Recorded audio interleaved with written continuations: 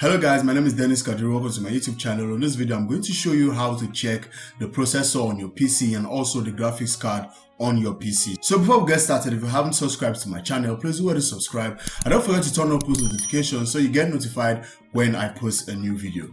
Thank you. So you are going to head over to your start button right here, and then you are going to right click on it, and then you are going to hit on the run button right here.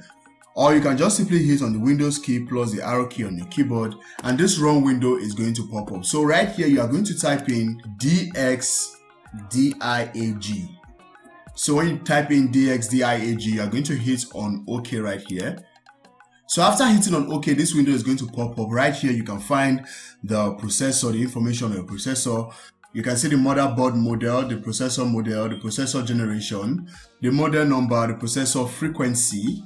And then right here you have the number of cores. You can also find the RAM memory right here. And then right under the display tab right here, you are going to find information on your graphics card. So another way to check the processor on your PC is to head over to your settings. And then you are going to hit on system.